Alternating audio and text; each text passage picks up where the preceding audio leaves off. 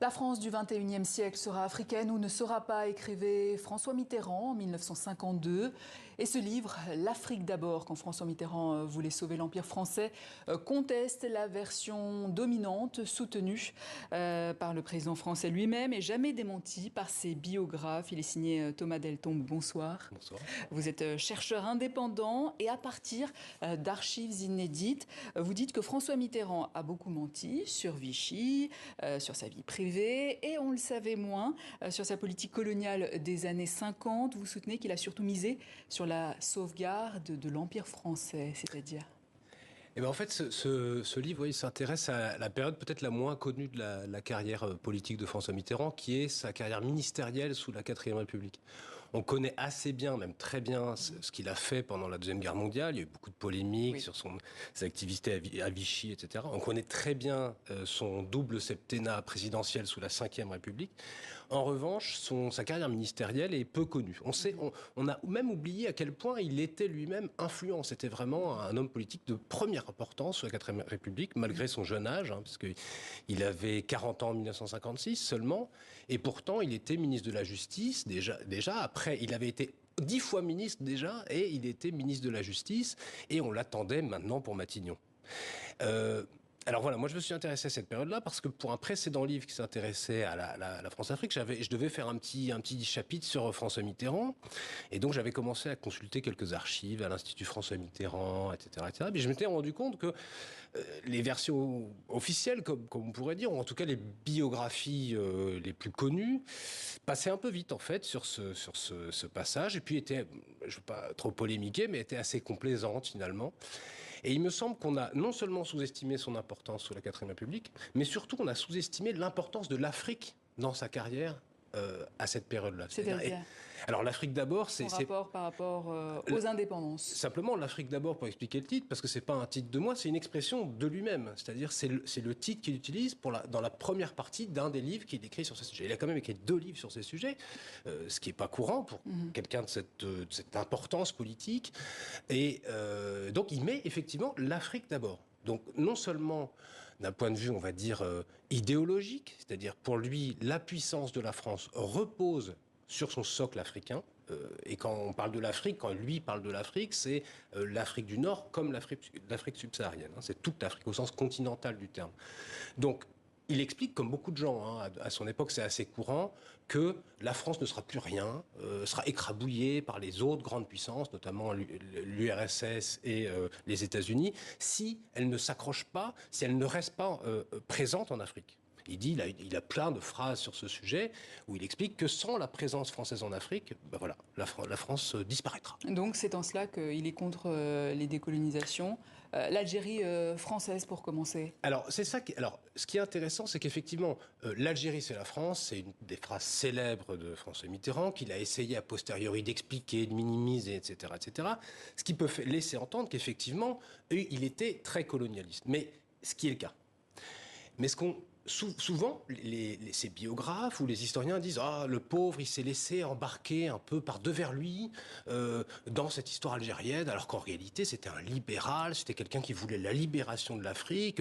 On l'a bien vu dans sa politique en Afrique subsaharienne, sa main tendue à Félix Houphouët-Boigny. Donc, le pauvre, finalement, on le plaint, dans les livres qui parlent de ces questions, on le plaint, on dit il s'est laissé embarquer dans la guerre d'Algérie. » Moi, je prends un peu à contre-pied cette thèse-là, et je dis qu'en fait, il n'a jamais été libéral. Il n'a jamais été libéral. Il n'a jamais voulu la libération de l'Afrique. Il a toujours voulu garder la présence française en Afrique. Donc contre les indépendances en Afrique subsaharienne aussi. On le voit par exemple quand il suit de très près les ambitions des Anglais et des Américains. De quoi avait-il peur? Alors en fait, François Mitterrand essaie de réfléchir à l'Empire en termes de système. Il pense qu'il faut absolument réfléchir de façon systémique à la question impériale. Il dit, l'Indochine, c'est trop tard, il y a la guerre d'Indochine, on va perdre l'Indochine. Donc au lieu de dépenser énormément d'argent pour garder l'Indochine, il vaut mieux l'abandonner pour pouvoir se reconcentrer sur l'Afrique, quasiment recoloniser l'Afrique. C'est plutôt ça son schéma. D'où la néocolonisation dont vous parlez. Exactement. Et en fait, lui, ce qu'il veut, c'est garder la présence française en Afrique, mais avec des caractéristiques différentes. Il veut renouveler finalement la présence française en Afrique, c'est-à-dire réformer la relation franco-africaine, non pas décoloniser, mais néocoloniser. Vous racontez par exemple cette anecdote sur la Gold Coast, l'actuel Ghana, au moment de son indépendance. François Mitterrand était invité à Accra à ce moment-là. Voilà, justement, il était ministre de la Justice et c'est lui qui représente la France à Accra. Et alors, ça a été raconté par un journaliste britannique. Il est ulcéré. Pour lui, c'est vraiment le crime ultime d'avoir laissé l'indépendance à la Gold Coast, qui devient Ghana, parce qu'il a peur finalement que ça contamine les pays alentours, les territoires alentours, en l'occurrence des territoires français. Et pour lui, c'est vraiment l'ignominie complète. Et il en veut énormément aux Anglais, aux Anglo-Saxons en général, d'avoir été trop laxistes finalement avec les Africains, en particulier avec les nationalistes africains qui réclament l'indépendance. Alors, il y a un personnage qui apparaît tout au long de cette décennie. Vous en parliez tout à l'heure, c'est Félix Houphouët-Boigny. Il partageait une même vision de la politique franco-africaine. En fait, alors il y a tout un mythe en fait autour de la relation entre Félix Houphouët-Boigny et François Mitterrand. François Mitterrand, plus tard, pour se faire passer pour quelqu'un de très progressiste, a dit qu'il avait joué un très grand rôle dans le décrochage. Voilà, le décrochage de Félix Houphouët-Boigny, qui à l'époque était le président du Rassemblement démocratique africain, qui était un parti qui était allié au Parti communiste, et il dit « j'ai joué un très grand rôle dans le décrochage du RDA, du Parti communiste, et grâce à ça, l'Afrique subsaharienne a pu devenir indépendante sans violence ». Alors voilà, il dit ça. Sauf que ça s'est pas tellement passé comme ça, en réalité, quand on regarde les archives.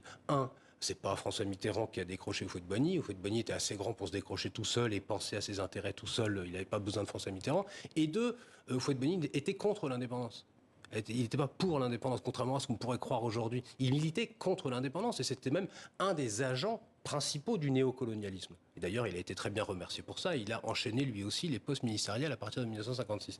Donc, ces deux hommes ont fait alliance, effectivement, mais pas du tout pour libérer l'Afrique. Au contraire, pour perpétuer ce qu'on appelle aujourd'hui la France-Afrique et ce que eux-mêmes ont conçu comme un système néocolonial. C'est un renouvellement du processus colonial. Donc finalement, miser sur l'Afrique, c'était surtout une stratégie pour Mitterrand de se hisser au sommet du pouvoir. Alors l'Afrique d'abord, c'était effectivement, c'est très important l'Afrique pour la France, mais c'était très important aussi pour François Mitterrand lui-même, parce que François Mitterrand, c'était un jeune très ambitieux, il ne le cachait pas d'ailleurs, et il avait besoin de se distinguer du reste de la classe politique.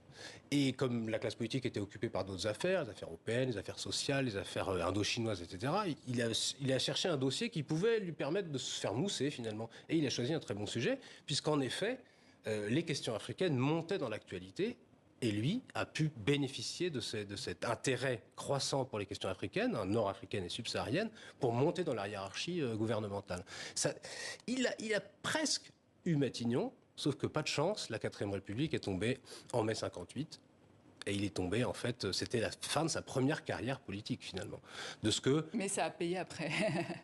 Il a eu du mal à remonter la pente, ouais. Mais voilà, les ambitieux savent aller jusqu'au bout. Et évidemment, cette politique africaine des années 50 a eu des répercussions. Il y a un lien évidemment très fort.